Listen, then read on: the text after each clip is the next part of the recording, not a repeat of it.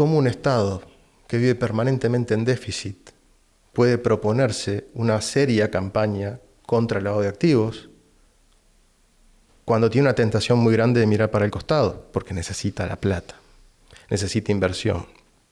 Entonces se termina haciendo trampas a sí mismo, porque dice, no, pero este proyecto es muy grande y acá se van a construir tantos edificios y Puedes limpiar y hacernos todos narcos y ya está. No. A ver si podemos salir. No.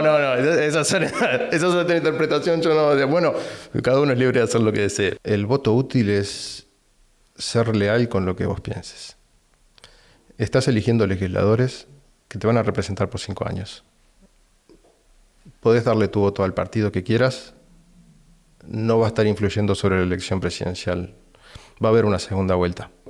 No es un voto perdido. Es un voto ganado porque estás siendo leal a lo que vos pensás.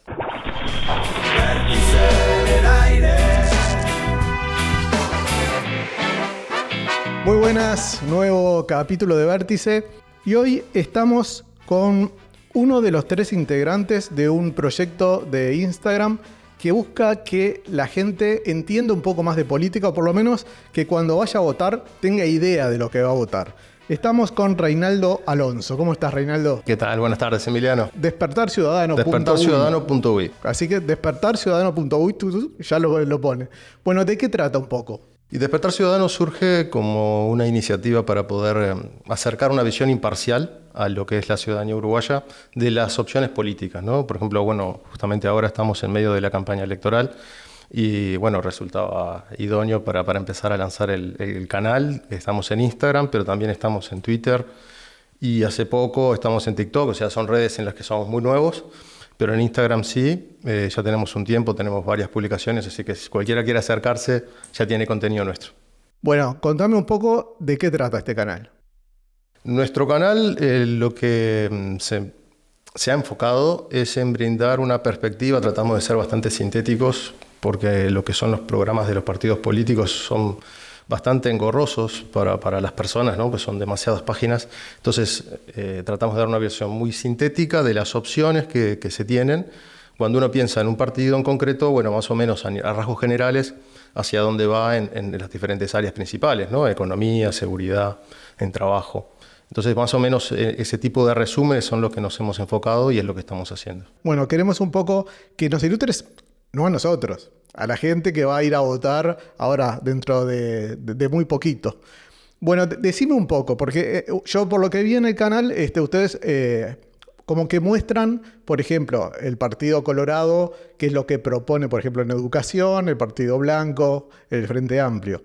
Contame a grandes líneas, y si querés andá poniendo punto por punto, los partidos que la gente va a ir a votar. ¿Por qué los va a ir a votar? Es decir, ¿qué es lo que proponen? Es muy buena la pregunta, y sobre todo en el contexto en el que estamos, ¿no? de elección nacional. Entonces, lo importante de esta primera elección, o sea, de la primera vuelta, atendiendo a que no va a haber ningún partido, por lo menos las consultoras es lo que concluyen todas, es que no va a haber una mayoría en la primera vuelta. Entonces va a haber una segunda instancia. En esta primera vuelta lo importante es elegir tus legisladores, tus representantes en el Parlamento, que es lo que vas a estar haciendo ahora como ciudadano. Y en ese sentido, como ciudadano hay una amplia variedad de opciones que están, bueno, solamente para mencionarlo a grandes rasgos, tenés una coalición que es la que está actualmente en gobierno, tenés un partido que es la oposición, que es el Frente Amplio, y después tenés una serie de partidos menores, o considerados menores, porque la mayoría de ellos no tienen representación parlamentaria, que, digamos, en una versión muy sintética, lo que hacen es apuntar a nichos del electorado. Vos tenés, digamos que 2 grandes grupos, Frente Amplio y Coalición, que tratan de abarcar todos los temas y más o menos moverse o pivotear dentro de lo que es el centro del espectro político. Y los partidos menores, que no pueden apuntar a hacer lo mismo porque serían absorbidos y buscan diferenciarse, tienen que atender a ciertos temas particulares. Por ejemplo, el partido que lidera César Vega, el PERI, tiene una fuerte tendencia ambientalista. Lo mismo el Partido Constitucional Ambientalista de Eduardo Luz. Entonces, estos partidos pequeños lo que hacen es tratar de buscar electorado en ciertas temáticas puntuales. Y bueno, si hay ciudadanos que tienen inquietudes que van hacia ese tipo de de nichos o temas en particular, bueno, una opción que tienen es decantarse por ellos, ¿no? Vos decís que los partidos chicos como tal tienen que sí o sí decantarse por nichos, por un tema de que si no, no lograrían captar la atención de la gente. Y generalmente termina sucediendo con los partidos menores o los partidos que tienen menos caudal electoral en todos los sistemas políticos. Si vos apostás a superponerte en las mismas temáticas que un partido que tiene estructura nacional, que tiene comités políticos o comités de base, clubes en todos los departamentos, en todas las localidades, es muy difícil tener la espalda como para hacerlo. Tenés que posicionarte a nivel del colectivo, del electorado, en temas puntuales que llamen la atención, que vos logres sintonizar con un electorado particular, que sin importar dónde esté radicado, vas a ver que la voz, o sea, su voz en el Parlamento serías tú, ¿no? Entonces, es una opción que siguen a nivel internacional los partidos menores para ir creciendo. Sobre ese núcleo, sobre ese nicho, después pueden ir ampliando y generando capas, ¿no? No sé si lo hablaron en el canal, el tema de cómo se vota, ¿no? El tema de, creo que se ha hablado mucho últimamente, que esta elección puede ser la última que el Partido Nacional, el Colorado, el Partido Independiente vayan separados y que hay una posibilidad de que vayan como un solo partido, así como va el Frente Amplio para la próxima elección. Y eso tiene que ver un poco por cómo es también la forma de votar y sobre todo si no se llega a determinado parámetro para obtener o un senador o un diputado, cómo es que pueden llegar, ¿no? Con esos votos que quedan ahí boyando, vendría a ser. Es muy interesante, te agradezco que lo menciones.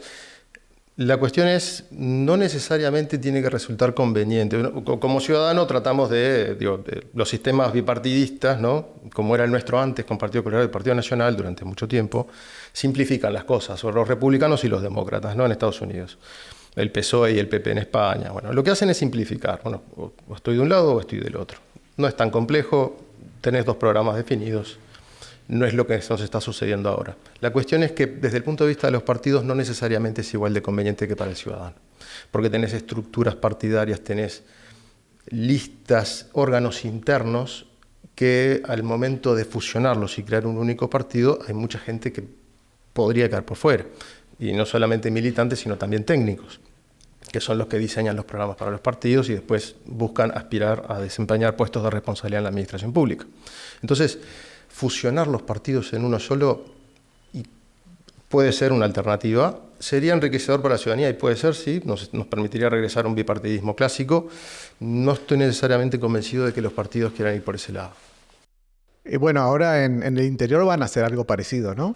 Pueden conformarse coaliciones ad hoc, o sea, para competir en ciertas circunscripciones en que tengas una posición dominante del partido opositor o de que consideran opositor, que por ejemplo el Frente Amplio en Montevideo tiene una mayoría casi incontrastable. Entonces, ante esas circunscripciones puede haber algún tipo de coaliciones ad hoc, no necesariamente a escala nacional. Muy bien, y ahora quisiera hablar un poco de cuando la gente va a ir a votar, ¿con qué se va a encontrar? ¿Cuántas listas tiene que votar? ¿Qué tiene que agarrar? ¿Qué papeletas van a estar ahí en la vuelta y que puede o no puede agarrar? ¿Y qué significa que agarre una y la ponga? ¿Y qué significa que no ponga ninguna? Eso está perfecto, Emiliano, porque necesariamente esa pregunta está encarnando lo que muchas de las personas que están viendo este video realmente están teniendo en duda, ¿no? ¿Qué hago cuando me enfrento a esa cantidad de papeles? O sea, y literalmente se va a enfrentar a una cantidad de opciones distintas. Haciendo un paréntesis, es importante que si el ciudadano ingresa al circuito, ¿no? Al cuarto oscuro, y encuentra que no está la papeleta de entre todas la que él quería votar, lo manifieste al presidente de mesa. No necesariamente, es importante aclararlo, sin identificar al partido al que se está refiriendo. Pues yo te iba a decir, pues si no es un voto cantado. Si no es un voto cantado. Entonces lo que tiene que decir es, están faltando opciones, no están todos los partidos representados, ¿no? Entonces de esa manera se evitan, no necesariamente uno tiene que pensar que llegamos a ese nivel de rivalidad política como para que las desaparezcan, ¿no? Pero sí, en todas las elecciones siempre está ese ruido, ¿no? De entré al circuito y no estaban, por suerte la llevé conmigo, la lista del partido. Entonces, es importante eso, ¿no? Tenés tu derecho como ciudadano, es decir, bueno, está faltando, no están representadas todas las listas, y mencionárselo al presidente de mesa para que lo corrija. Que en ese caso se va a comunicar con los delegados de los partidos que van a estar en el circuito para que se apersonen y se fijen cuál es la lista que está faltando. Sacado ese primer punto, después lo otro que tenemos más allá de lo que es la lista partidaria, que generalmente lo que hace, bueno, lo más conveniente para el ciudadano es llevarla contigo, que es la lista que tiene los candidatos que van a integrar tanto la representación parlamentaria de la lista particular dentro de lo que es el lema del partido, y también los candidatos obviamente que son los que van a ocupar los puestos del Poder Ejecutivo. También tenés en estas elecciones dos plebiscitos que son muy importantes. Tenés por un lado lo que es el de la seguridad social y por otro el de los allanamientos. No hay voto por el no, o sea, es solamente voto afirmativo. Tenés dos papeletas, las dos van a decir que sí, una es amarilla y la otra es blanca. La de los allanamientos es la amarilla, es la del sí, las dos son del sí, perdón. Y bueno, y con las dos boletas podés ponerlas si querés hacer las dos cosas, o solo una o ninguna de las dos. Así que digamos de vuelta, porque hay mucha gente que agarra y ve dos sí y dice, va a tener que definir por color. Así que la del allanamiento es la amarilla. La amarilla. Y la blanca es la de la seguridad social. Perfecto. Entonces, esas dos papeletas, si querés podés introducirlas las dos, o solamente una o ninguna de las dos. La cuestión es que, igual que son las listas partidarias, estén en perfectas condiciones, que no estén deterioradas ni estén arrugadas, o sea, en ese caso se puede considerar que el voto se quiso anular por parte del votante. Así que es algo que tiene que tener en consideración. No hay papeletas por el no, si llegara a haber una, están induciendo error. Y de la misma manera es el color capaz que no es la combinación más agraciada, ¿no? Amarillo y blanco podría haber sido una verde y una blanca, o sea, algo más que contrastara más, sobre todo para los adultos mayores, pero bueno, esas son las opciones que hay. Bueno, hablando de lo que hacen ustedes en el canal de Instagram y ahora por lo que me decís también en TikTok, que son nuevos, y en Twitter o X, lo que sería ahora, ¿no? Contame un poco de alguno de los partidos que te acuerdes, justamente alguna de esas propuestas que ustedes están poniendo para que la gente vaya, que por eso la invitamos que vaya y que la mira después más tranquilamente, que están promoviendo algunos partidos políticos. Nosotros lo que tratamos de hacer es sintetizar por áreas lo que son los temas más importantes de la propuesta de cada partido. Y después lo que hacemos también es establecer a nivel de lo que son congruencias o diferencias, divergencias demasiado notorias. Entonces, los partidos políticos uruguayos, sacando lo que hablábamos al principio, ¿no?, de los nichos de los partidos que son partidos menores, que apuntan a ciertas temáticas particulares y prácticamente que se enfocan en eso. Los partidos que integran la coalición de gobierno y el Frente Amplio tienen programas que abarcan temáticas mucho más diversas. No es que los otros no lo hagan, pero la profundidad es muy diferente. Los partidos que forman parte de la coalición de gobierno pivotean en torno a lo que es el centro de lo que sería el espectro ideológico y no necesariamente se inclina ninguno de ellos por lo que se podría conseguir como una derecha clásica. La mejor manera de alinearlos, más allá del espectro de izquierda a derecha, es la posición respecto al rol del Estado. Y en ese sentido, todos los partidos uruguayos, los más grandes o los más chicos, todos tienen capaz que el Partido por los Cambios Necesarios de Guillermo Franchi es el que tiene o que le otorga capaz que una menor importancia al Estado o le asigna un rol menor al Estado dentro de lo que es el funcionamiento social en general y la economía en particular. Pero todos los demás le vuelcan al Estado muchas responsabilidades. Por ejemplo, en materia económica no hay posiciones tan extremistas como la que podría ser la que maneja Milei en Argentina, ¿no?, que está tan cerca de nosotros y que se encontró con un Estado que no hay plata, como dice él, no hay recursos, y estableció una política liberal muy radical comparado con lo que hemos tenido la experiencia en Uruguay, incluso en los 90.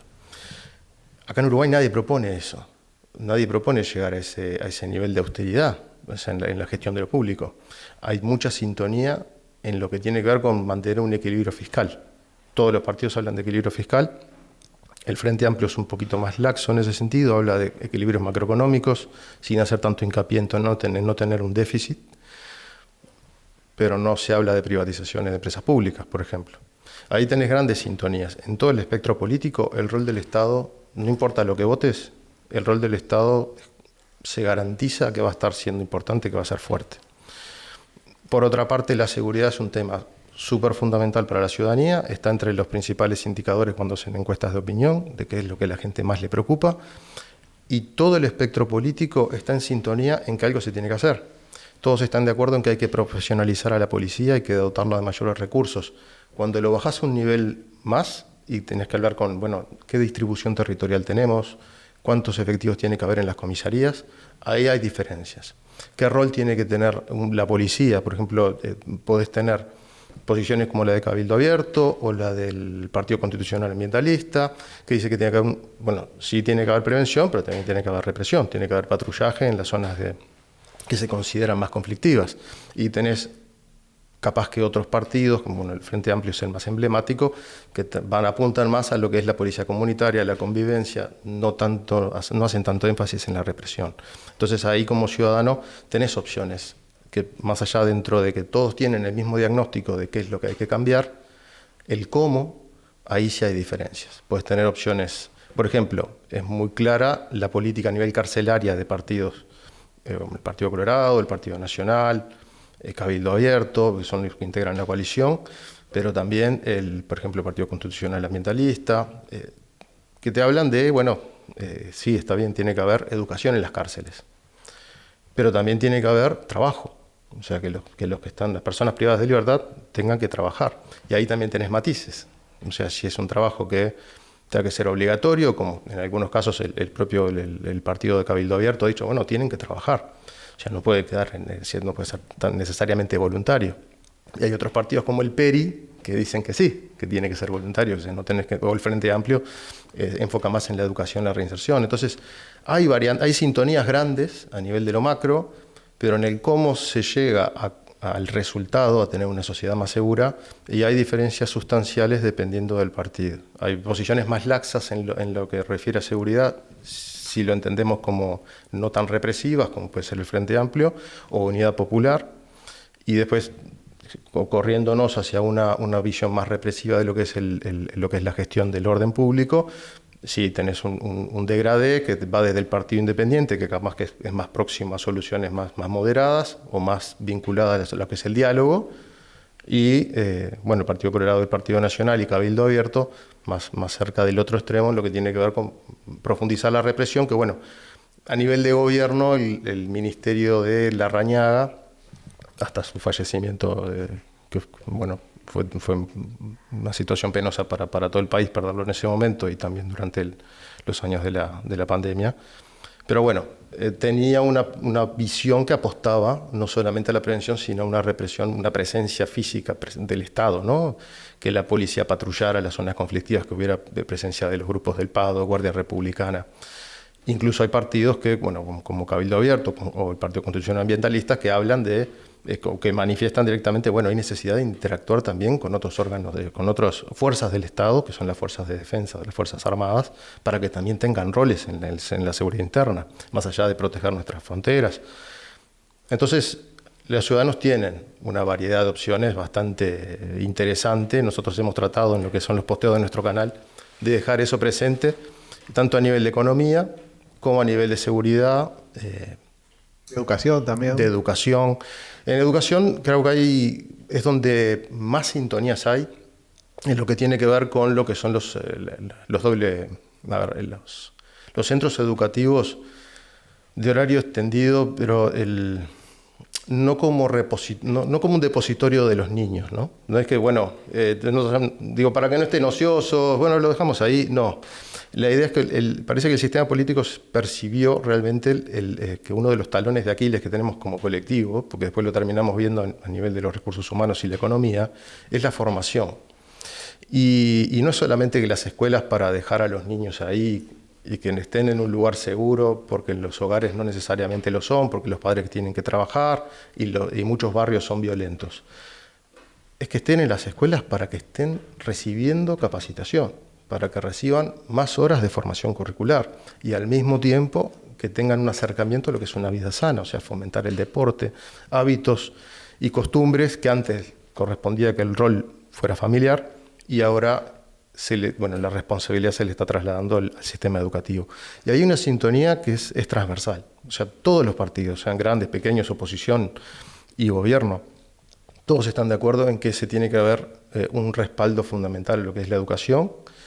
Tiene que haber centros educativos que no solamente extiendan su horario, que lo puedan hacer doble horario o jornadas de tiempo completo, pero que también no solamente reciban niños, sino que transformen ciudadanos. O sea, es una usina para formar ciudadanía y prepararla para la economía que viene, que ya vino, que es la economía del conocimiento. Entonces, lo que ahí tenés diferencias es en el sentido de cuánto hay que dar de presupuesto o no, si es un 6, si es un 7, si es un 10, hay diferencias.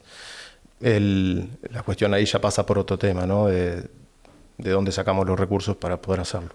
Pero todos los partidos apuntan a que la educación, como vos decís, es fundamental y todos lo respaldan, así que sin perjuicio del partido, lo que puede variar es el modo y el peso que se le da, por ejemplo, a la negociación con los sindicatos en pie de igualdad sobre temas que no necesariamente son laborales, ¿no? Que tienen que ver con la currícula. Otra cosa que vi también en el canal de ustedes es que ponen los puntos de acuerdo que tienen varios partidos que parece que si uno los escucha estuvieran en las antípodas. Sin embargo, algo que no ve y que está bueno que además un canal como ustedes también lo muestre, es que después van al Parlamento y votan un montón de esas cosas que parecía que jamás iban a votar y en definitiva es lo que hace que todo fluya ¿no? y que todo salga. Me parece sustantivo eso, ¿no? De que ustedes puedan mostrar que hay muchas cosas en las cuales están muy cercanos y que se pueden unir y hacer cosas. Sobre todo para también después, cuando uno gane en la presidencia, también poder exigirle también a los otros que no ganaron que apoyen las cosas que están de acuerdo. Es que es así, es efectivamente lo que vos decís. Y capaz que seguramente termine siendo el diferencial de la democracia uruguaya con relación a la región. O sea, por más de que en la retórica, o bueno, lo que es la dinámica política, muchas veces el hecho de ganar hace que se den situaciones más tensas y que eso se traslade a nivel de la militancia, ¿no? Que se vea la situación como un juego de suma cero en el que yo gano y necesariamente alguien pierde.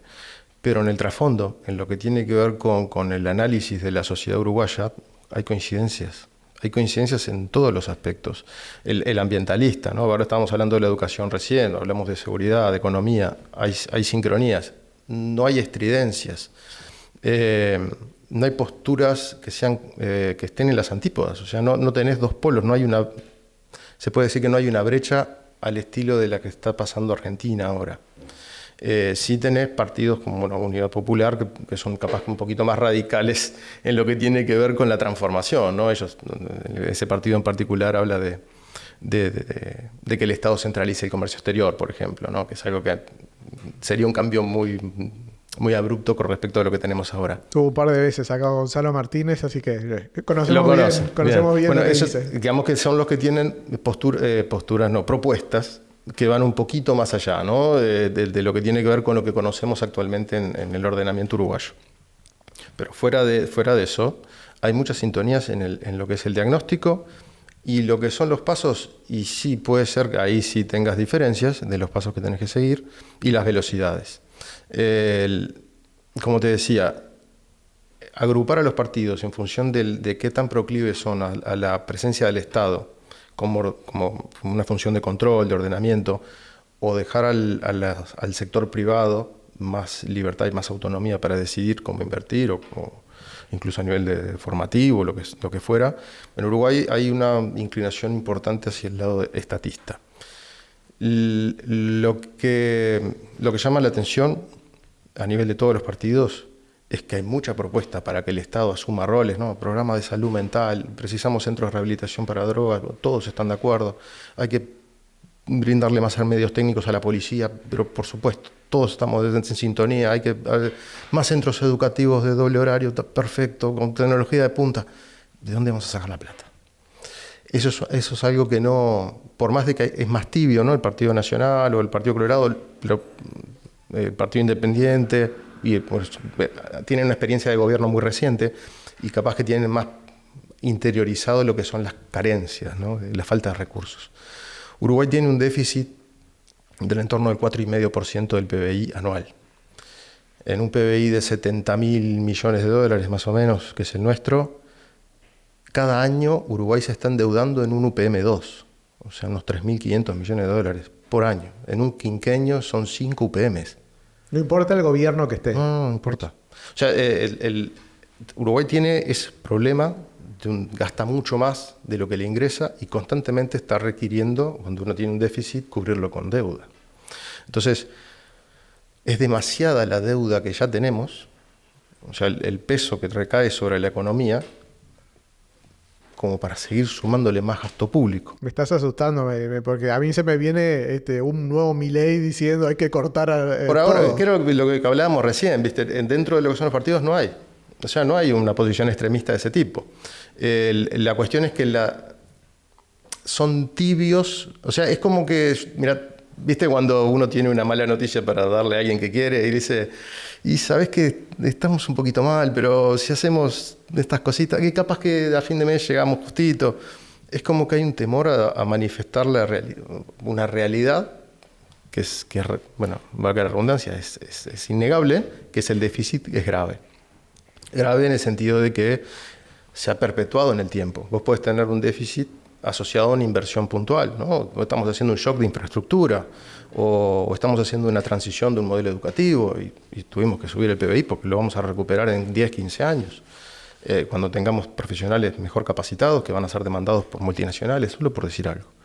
La cuestión es que Uruguay son gastos de consumo, es como si en nuestras casas gastáramos la tarjeta en cosas Me gusta. en el día a día, ¿no? Pongámoslo como que estuviéramos, que el gobierno sea una casa. Me encantó eso, por donde tiraste ahí y ya te la agarro y te la tiro.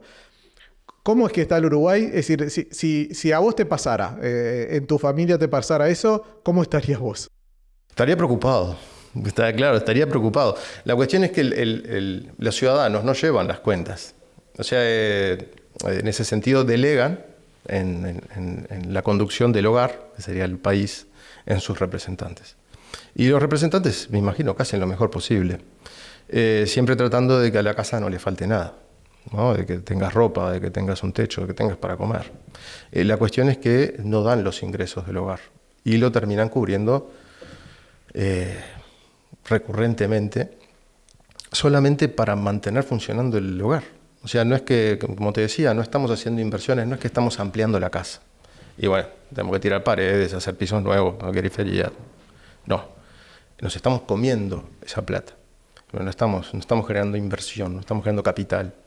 Entonces es muy complicada una situación así porque se ha perpetuado durante mucho tiempo. Uruguay viene arrastrando un déficit sistemático. La cuestión es que cuando te lo plantean, te dicen, no, pero es en relación, tenés que verlo en la relación de la deuda con el PBI, porque la economía nacional, si crece, puede pagar las deudas contraídas. La cuestión es que que nunca puede crecer tanto no para puede poder crecer pagar. tanto, claro. En realidad, ¿qué es lo que nos pasó cuando asumió este gobierno? Ya venía con un déficit recurrente y venía con una presión que obviamente el que te presta, o sea, a nivel internacional, Uruguay tiene que recurrir al mercado y Uruguay tiene credibilidad porque es un país que cuando tuvo opción de no cumplir sus promesas, Uruguay optó por el camino difícil. Dijo, bueno, vamos a honrar las deudas contraídas. Y a nivel colectivo lo hacemos. Los uruguayos tratamos de eso, cumplimos la palabra prometida, tratamos de hacer las cosas bien. Y eso se ve de afuera. Entonces, cuando Uruguay emite deuda, el mercado reacciona positivamente. La cuestión es que en el mercado internacional también competimos con otros países que hacen las cosas muy bien. No te quiero meter ahí, pero me tocaste un tema que está enredado con todo y que muchos tocaron esto. Y es el tema de la SAFAP. Porque muchos dicen, los que defienden sacarla, que en realidad los políticos están un poco renuentes a sacar la SAFAP, no porque es que se vaya a caer todo, sino porque las SAFAP son justamente unas de las variantes que tienen de poder tener deuda. El sistema de AFAP lo que hace es transformar los aportes jubilatorios en una capitalización individual. Lo que hace es asignar tus aportes, tienen nombre y apellido, son para vos, Emiliano, vos tenés tus ahorros, te garantizo que van a estar ahí. O sea, es un compromiso que es formal, es un contrato entre partes. Obviamente las AFAP no lo hacen de buena voluntad, o sea, son empresas que buscan su lucro y te cobran un costo de administración. Se puede estar de acuerdo o no, si eso funciona o si está bien o no, y bueno, los ciudadanos, como te decía, lo manifestarán a través del voto. Ese sistema lo que hace es que las AFAP, están obligadas, digamos, por lo que es el marco normativo que las regula, a que esos ahorros de los ciudadanos que ellos administran, tienen que volcarlos a la economía nacional, y más allá de la economía nacional, en gran medida a la deuda pública del Estado. Entonces, el dinero de las AFAP se puede decir que financia lo que es ese déficit del que estábamos hablando recién del Estado, que es recurrente. Y dentro de las AFAP, el 40% del sistema es de una AFAP que es pública, que los dueños es el propio BPS, el BRO, el Banco de Seguro del Estado. Entonces, esté o no esté el sistema de la AFAP, es como que el dinero en realidad termina en gran medida en el mismo lugar, que es el Estado. Ya, si no tuviéramos las AFAP y fuera directamente al BPS, y pasaría lo mismo. Porque el Estado tomaría ese dinero y como lo necesita para cubrir el déficit permanente, lo termina gastando. Es decir, todos nosotros seguimos pagando el déficit que han generado los políticos, en definitiva. Y lo creamos todos, votamos porque nosotros lo votamos. Claro. O sea, acá no hay nadie es impuesto. Entonces, elegimos y ellos, los elegimos en función de lo que nos prometen. Entonces, y después tenemos la opción cada 5 años de renovarlos. Y si hemos llegado a esta situación es también en gran medida por una cuestión de la propia ciudadanía, ¿no? De lo que hemos elegido, de lo que hemos priorizado. Y bueno, la cuestión es esa. Ahora tenemos un sistema que son las AFAP, que como decís vos, sí el dinero termina en el mismo lugar que es el Estado, que si estuviera directamente siendo colectado, o sea, siendo recibido por el BPS. La diferencia, en última instancia, es el compromiso a título personal. En Argentina, las FJP, que eran el sistema paralelo a las AFAP, digamos, que se instauró ya en la década de los 90, fue derogado por el gobierno, uno de los gobiernos peronistas en la última década, ¿no? El gobierno de Cristina Fernández, creo que había sido. Y ellos ahora ya no tienen el sistema de FJP y tienen jubilaciones del Estado. Si es bueno o es malo, es un tema que le corresponde a los argentinos saber si están mejor o están peor o por qué lo hicieron. La cuestión es que esos recursos ya no están. Y por eso las jubilaciones son tan bajas en Argentina. Y no hay a quién reclamarle, porque los ahorros que eran a título personal ahora es un sistema intergeneracional. Y ya no te deben a ti, Emiliano. O sea, estamos todos en la misma bolsa. Entonces, es un sistema que tiene sus pros y sus contras, como todo. La cuestión es que todos los sistemas jubilatorios, o sea, siendo francos, todos los sistemas jubilatorios del mundo están en revisión, porque todas las naciones más avanzadas del mundo están viviendo un proceso de envejecimiento acelerado. Entonces, cada generación que pasa vas a tener necesariamente menos aportantes, porque nacen menos personas y tenés más personas de tercera edad. Entonces, nos está obligando a replantear no solamente la manera que tenemos de ordenarnos como sociedad, este cambio demográfico, sino cómo nos vinculamos con el trabajo. Las sociedades, por ejemplo, las asiáticas, que son las que están más avanzadas en esa transición, vos mencionabas a Corea, y Corea es un país no solamente de primera línea en lo tecnológico, Samsung está en todo, sino también los japoneses, los coreanos, los chinos, que son los más avanzados, Singapur. Son sociedades de otro tipo, ¿no? Los japoneses y los chinos fundamentalmente son sociedades colectivistas y tienen una vinculación con el mundo del trabajo muy diferente a la nuestra. Ellos piensan en el trabajo como una realización personal. El trabajo no es un castigo, no es un sufrimiento, no. El trabajo es lo que me permite ser yo mismo, me vincula con otros, creo lazos de afinidad. Entonces, no piensan en el retiro.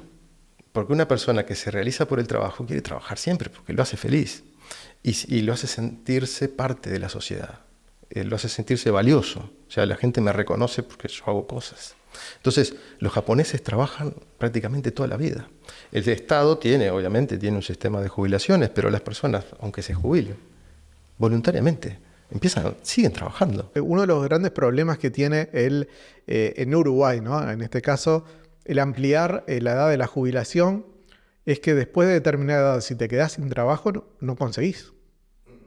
Entonces, eso puede generar, en lugar de un beneficio, otro problema mayor todavía, porque vos a una persona que capaz que a los 60 se jubilaba o un poquito antes por algún otro tema, por un tema de hijos o algo, la estás haciendo que esté capaz que 4 o 5 años sin poder trabajar hasta que le pueda sacar la jubilación, y esos años sin hacer nada y sin poder sacar plata de ningún lado. Sí, eso está muy bien que lo menciones, Emiliano, porque lamentablemente es un drama que sufren muchas personas y que tiene que ver con lo desfasados que estamos con el mundo, ¿no?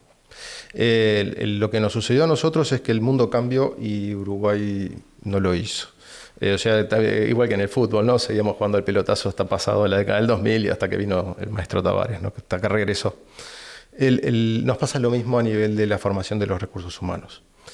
Tenemos solo 4 de cada 10, o sea, tomemos más o menos lo que son las cifras que aceptan todos los partidos, ¿no? Hay algunos que son más pesimistas, que hablan de 3 de cada 10. Vamos a ser optimistas y vamos a decir que son 4. 4 de cada 10 terminan secundaria. Significa que 6 de cada 10 no. 6 de cada 10 que no terminan secundaria y tienen que conseguir trabajo en un mundo en el que cada vez te piden más formación. Y formación en ciencias duras. O sea, en China se gradúan más ingenieros por año que toda nuestra población. Y bueno, y ahora tienen a Lenovo, Huawei, BID, los autos eléctricos que se conducen solos. Ese es otro tema. Ahora tenés 5G y con la Internet de las cosas tenés un montón de equipamiento que funciona a distancia y medios de transporte autónomos. Los camiones en Alemania ya recorren las rutas entre el puerto y la fábrica solo. En China también tenés taxis que se conducen solos en San Francisco, en California, en Los Ángeles. El año que viene en Texas. En China, en Shanghái, es lo normal. Ahí ya cuántos puestos de trabajo estás perdiendo. La cuestión es que ellos la vieron venir. O sea, la vieron, como diría Milei, ¿no? Dice, ¿la vieron o no la vieron? Ellos la vieron. Y la vieron hace 20 años, 30 años. Dijeron, no, si nosotros vamos por el camino del desarrollo tecnológico, tenemos que preparar ciudadanos para el desarrollo tecnológico. Uruguay no lo hizo. Entonces ahora tenemos que convivir con una economía en la que tenemos que competir, porque el capital va hacia donde tiene el mayor rédito, esa es la verdad. O sea, podemos decir que está bueno, está mal, la cuestión es que sucede. O sea, tenés países que tienen mucha gente formada, el capital va a ir hacia ahí. Va a ir hacia ahí porque la cuestión tiene que maximizar el beneficio. Entonces, empresas, bueno, en Uruguay nos pasa que ahora estamos buscando traer empresas multinacionales como Google, que abrió el centro de datos acá. Y la cuestión es que se gradúan pocos ingenieros. Pero en Uruguay, por ejemplo, ahí tienen desempleo cero. Los ingenieros vinculados a todo lo que es el desarrollo de las tecnologías de la información se emplean. Sí, O se van.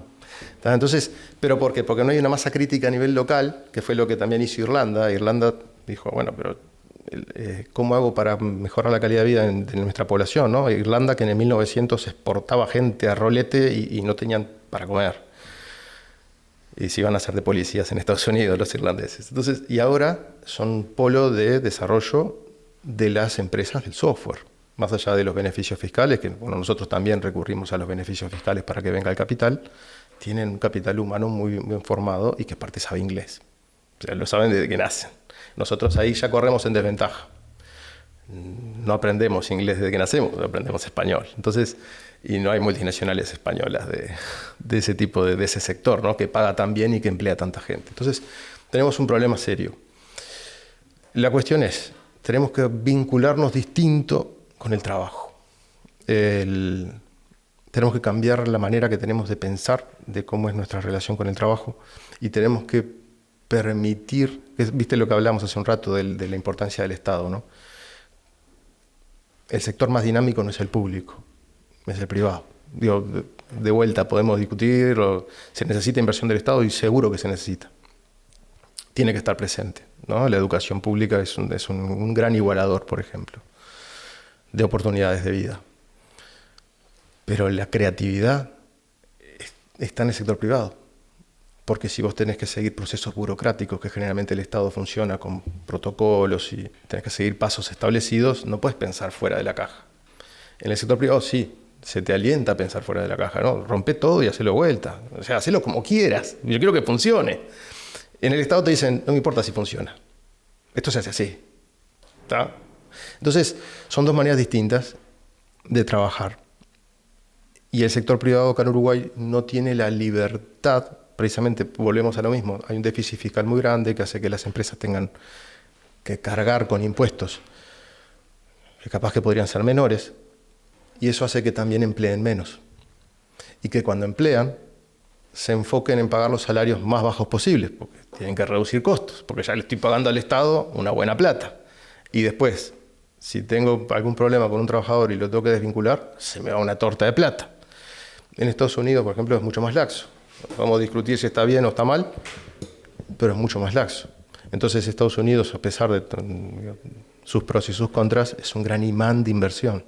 Ahora, yo hablando contigo, a mí la sensación que me da es que no importa el partido político que gane, no importa lo bueno que pueda hacer la persona o las personas que estén en el gobierno, están como un poco con las manos atadas y casi como que, yo no quiero ser pesimista y decir que no hay solución, pero parece que la solución no es en 1, 2, 3, 4, 5 años. Si hay una solución es con un plan, con un plan a muchos años, y que para que eso se dé, lo que debería pasar es algo que seguramente pueda pasar en algún cuento de Disney, pero lo veo difícil en la realidad, es que los partidos o todos los que los gobiernen se junten y tengan como un plan muy claro y que todos los mantengan hasta que eso suceda. No hay que ser pesimista.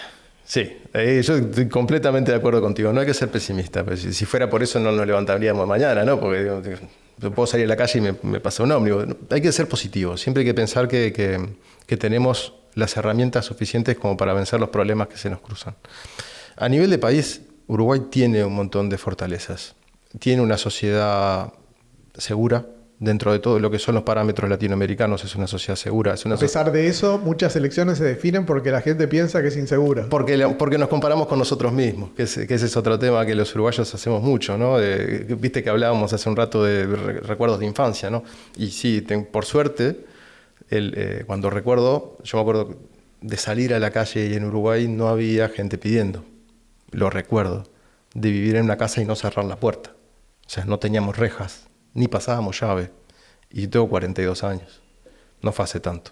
O sea, algo nos pasó en este tiempo, un cambio muy abrupto y que probablemente tenga que ver con habernos quedado atrás. Nos conformamos mucho con el somos los campeones del mundo en el 50, de que nos creímos que ya no teníamos que hacer más nada. Y nos congelamos. Uruguay se congeló, un poco de soberbia también, de mirar hacia los costados y decir acá no hay nadie como nosotros, acá vienen los europeos, vienen a que les matemos el hambre, vienen los barcos llenos de italianos, de gallegos, y acá les damos empleo. Y nos la creímos, y dejamos de evolucionar. Y cuando nos abrimos al mundo, nos quisimos volver a integrar, nos dimos cuenta que el mundo ya estaba en otra cosa, y que ya no podíamos. Y venimos cargando con ese desfase desde hace mucho tiempo. En algún momento vamos a tener que sincerarnos con nosotros, lo mismo que con el déficit, ¿no? Es decir, no podemos gastar más de lo que nos ingresa. Algo que todos los partidos, un paréntesis, algo que todos los partidos dicen es y que están de acuerdo es que hay que combatir el lavado de activos, ¿no? Hay que evitar, que es la otra pata del narcotráfico. Vos tenés el microtráfico, las personas que están vendiendo droga en su casa, ¿no? O en un lugar que ocupó. O en la esquina. Esa es la expresión menor de una organización muchísimo más grande. Y esas organizaciones, como el capitalismo es así en todo, lo hacen por plata. Y si no pudieran blanquear la plata, no tendría sentido que lo hicieran. La verdad, buscarían otro sector en el que pudieran obtener el mismo rédito sin el riesgo, porque si yo termino generando recursos que después no puedo incorporar a la economía real. La cuestión es, ¿cómo un Estado que vive permanentemente en déficit puede proponerse una seria campaña contra el lavado de activos cuando tiene una tentación muy grande de mirar para el costado, porque necesita la plata, necesita inversión. Entonces se termina haciendo trampas a sí mismo, porque dice, no, pero este proyecto es muy grande y acá se van a construir tantos edificios y Puedes limpiar y hacernos todos narcos y ya está. No, a ver si podemos salir. No, esa es otra interpretación. Yo no, bueno, cada uno es libre de hacer lo que desee. Pero lo que estoy diciendo es, primero tenemos que ordenar el Estado, que sería, lo primero es reducir el déficit y no tener un Estado dependiente de recursos externos, como puede ser las actividades vinculadas a lo que tiene que ver con el lavado de activos. O sea, si vos tenés un gran capital que quiere hacer una inversión y vos estás necesitando recaudar más a nivel de impuestos y crear puestos de trabajo, es muy probable que no cuestiones mucho de dónde viene. Entonces, lo primero que tenemos que hacer es sincerarnos a nosotros mismos, mira, no podemos vivir gastando más de lo que nos ingresa. Y a partir de entonces, me imagino que sí, porque hay mucho compromiso en hacerlo, se van a poder llevar a cabo políticas de lavado de activos más contundentes y más ajustadas a la realidad, porque si vos lo haces desde el punto de vista de la necesidad, o sea, si estás constantemente endeudado, no vas a poner muchos requisitos al que quiere invertir. Lo vas a aceptar porque lo necesitas. Entonces, tenemos que darnos a nosotros un aire, darnos independencia, y la independencia no la tiene alguien que vive sometido por las deudas. Bueno, si vos querés ser positivo, no me está llegando tu positivismo. Es positivo porque es positivo por los cambios que eso implica. No solamente cambios a nivel del ordenamiento estatal, o sea, si nos imaginamos el Estado como la expresión máxima de la sociedad, o sea, el Estado nos representa a todos, lo que hace el Estado nos permea en una abstracción desde arriba hacia abajo. El Estado se endeuda, todos nos endeudamos, y el problema de la deuda es importante. Uno de los pocos partidos que lo reconoció en sus programas es Cabildo Abierto, que incluso promueve un plebiscito que se va a poner a votación en las elecciones departamentales del año que viene, que es bueno para límite, porque que ellos quieren una deuda justa, ¿no? O lo que promueven es topear lo que son los intereses que se pueden cobrar por la deuda. Entonces, lo que hace el Estado nos termina permeando a todos también. Es como colectivo, el vivir por encima de nuestras capacidades es algo a lo que nos hemos acostumbrado. Más allá de que el uruguayo tiene muchos valores positivos, es una sociedad que está integrada, es una sociedad que se respeta, que se cumple la palabra, también es una sociedad que consume mucho y consume sin perjuicio, o sea, sin reparar en si lo puede cubrir o no. Y eso es una adicción. O sea, y es otra de tantas adicciones que tenemos, ¿no?, como colectivo. Y el Estado no está dando la mejor imagen en ese sentido. El Estado constantemente se endeuda y el fundamento que tiene es porque lo hago para vivir, y bueno, todos van a hacer lo mismo. Sí, porque además, si yo veo las opciones, es el Frente Amplio, que todo el mundo dijo que, había plata en algunos de los gobiernos y gastó mucha plata. Y el otro es el Partido Nacional, que está en la calle Pou, que antes de asumir también dijo, vamos a ahorrar un montón, y terminó gastando igual o más que el Frente Amplio. Entonces es un poco como eso, ¿no? Es como que capaz que todo el mundo está lleno de buenas intenciones, pero cuando llega al lugar y hay cosas que tienen que pagar. Hay cosas que tienen que pagar y hay gastos que tienen que explicar si no los van a hacer. Viste que hablábamos, ¿no?, que en el ejemplo del padre del hogar, ¿no?, llega a la casa y le dice, bueno, hoy hay polenta. Y mañana también. Y mañana también, y dentro de 6 meses también. Pero mirá que después las cosas van a mejorar. La cuestión Eso dijo Milei. Te digo porque más o menos ese fue el planteamiento de Milei. Ese es el planteamiento que hizo. Es un sinceramiento que es una buena analogía. Lamentablemente es como con toda adicción, ¿no? El alcohol es una adicción, el juego, el gasto, el consumo, la adquisición de bienes, ¿no? Es la sensación de placer que genera adquirir algo, poseer algo. Entonces las personas se vuelven adictas a eso también. Y las naciones se vuelven adictas. Y lo que está haciendo Milei, yo no lo voy a defender, él es bastante grande para defenderse solo, pero lo que está haciendo es un proceso de detox. Está desintoxicando una sociedad entera. Pero hay gente que dirá, no, pero no se puede ser tan duro. Las personas que hayan pasado por una experiencia de detox saben que es duro y que constantemente se puede volver a recaer y que no se puede transar. O sea, Milei es capaz que demasiado verborrágico, es muy explícito, tiene una manera de ser muy explosiva. Igual se ha moderado bastante. Pero no puedes echar, cuando empezás ese proceso de desintoxicación, no puedes volver atrás. Volvamos al domingo que se vota. Y al voto útil, que se habla mucho, sobre todo cuando se acerca Sí. la gente a votar. Y también a los partidos chicos. ¿Hasta qué punto el llamado voto útil va en contra de los partidos chicos? O tal vez en este caso dicen, en realidad capaz que lo más útil en este momento es no darle ningún apoyo a ninguno de los grandes y que no se la crea. Es una pregunta muy buena, porque realmente lo que estás haciendo es sintetizar lo que mucha gente está pensando. En el contexto en el que estamos, de primera vuelta, sin una mayoría que pueda alcanzar ningún partido, el voto útil es ser leal con lo que vos pienses. Estás eligiendo legisladores que te van a representar por 5 años. Podés darle tu voto al partido que quieras, no va a estar influyendo sobre la elección presidencial. Va a haber una segunda vuelta. Así que si querés darle tu voto a los partidos menores, o sea, no sé, al doctor Salle, a Lust, a Vega, a Franchi, a Pérez Banchero, no es un voto perdido. Es un voto ganado porque estás siendo leal a lo que vos pensás. Y no va a influir sobre la existencia o no de una segunda instancia.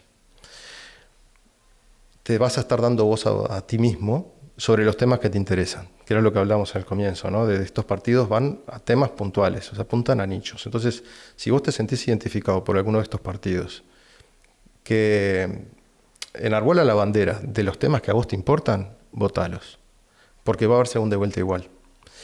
Y creo que cualquiera de los que vota de los partidos menores sabe que ninguno de ellos tiene chances presidenciales. O sea, no es que estamos desolucionando al doctor Salle por decir esto o a Gonzalo Martínez. O sea, él lo tienen claro. Saben que no van a tener condiciones, no están en condiciones de disputar la presidencia, pero sí de ganar un lugar en el Parlamento.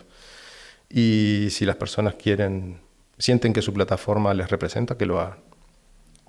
Bueno, primero agradecerte que hayas venido hasta aquí. Invitarlos a todos a que se metan. Repetí por favor el nombre. Despertarciudadano.uy. Despertarciudadano.uy. Están en Instagram, que es creo que donde está la mayor cantidad de cosas, sobre todo pensando en este domingo, que puedan por lo menos ver las cosas que cada partido plantea y capaz que poder tener una decisión a través de eso. Además estaba Mejita MX, en TikTok, y capaz que próximamente en YouTube. Sí, lo hacemos a pulmón, entonces, claro, vamos creciendo en la medida que podemos, pero sí, de a poquito nos vamos tratando de expandir por otras redes para contactar con otro público también. No te pregunté al principio, ¿cómo se juntaron? ¿Cómo llegaron ustedes tres a estar en el mismo proyecto? Bueno, del proyecto, Nicolás y Matías, que son los que lo iniciaron, bueno, después me contactaron si me quería sumar y les dije que por supuesto. Surge como la iniciativa es dar una visión independiente. Tratamos de ser objetivos, tratamos de sacarnos cada uno los prismas que tenemos y dar una visión de la realidad sin filtros, para que la gente pueda comparar las opciones que tiene, sobre todo en este momento electoral, y acercarse a partidos, a todos los partidos, pero evitándose hacer ese desgaste que a veces desalienta, que es pasar por toda la lectura de programas. Primero acceder al programa, porque en muchos casos no es tan sencillo, en otros sí, en los partidos que tienen más estructura lo tienen a disposición, pero en otros es un poquito más complejo, y después leerlos. Eso es lo más complicado. Y buscar lo complicado y sintetizarlos. Entonces, bueno, tratamos de ser una herramienta para la ciudadanía. Bueno, ahora tienen la inteligencia artificial, capaz que lo meten todo en una inteligencia artificial y diga, por favor, simplificame esto, pues no entiendo nada. Bueno, se podría, no sé, no me responsabilizo del resultado que es de la IA, Pero sí, son las herramientas. Hay que adaptarnos a las herramientas que tenemos. ¿Y cómo ha sido el público? ¿Cómo ha recibido todo esto? Lo ha recibido bien. Nosotros... ¿Está con la camiseta puesta también cuando responde? Cuando... Sí. La gente... O sea, nosotros siempre mantenemos la imparcialidad, porque es lo que corresponde. Publicamos, los que se acerquen a nuestras redes van a ver que hay contenido de todos los partidos, o tratamos de darle voz a todos por igual, sin importar el tamaño o la cantidad de electores. Y la gente que comenta sí, lo hacen desde su propia perspectiva partidaria. Pero de forma es natural, es la democracia. Reinaldo, muchas gracias. Y bueno, acá abajo les dejamos la página de ellos para que puedan entrar e informarse, porque es muy importante el domingo, ya que nos jugamos tantas cosas, como dijo Reinaldo, aunque tenemos que estar todos juntos, como también dijo bien Reinaldo, para poder salir de todo esto. Bueno, pero por lo menos que tengan la información. Después votan lo que quieran, porque en definitiva todos somos libres y por eso estamos en democracia. Pero por lo menos votar informado y un poco eso, ¿no? Que te deje a vos por lo menos la sensación en la boca que vos hiciste lo que a vos te pareció mejor. Y bueno, y después si sale o no sale ya es problema de... ahí le puedes echar la culpa a los políticos, ¿no? Tal cual. Muchísimas gracias, Emiliano. Y bueno, bienvenidos a seguirnos y también seguirlos a ustedes. La gente que nos sigue a nosotros, que los pueda conocer a ustedes también. Nos vemos en el próximo programa. Pausas en el camino marcan el compás. En el silencio que retumba, nuestra esencia sonará, resonando la ciudad.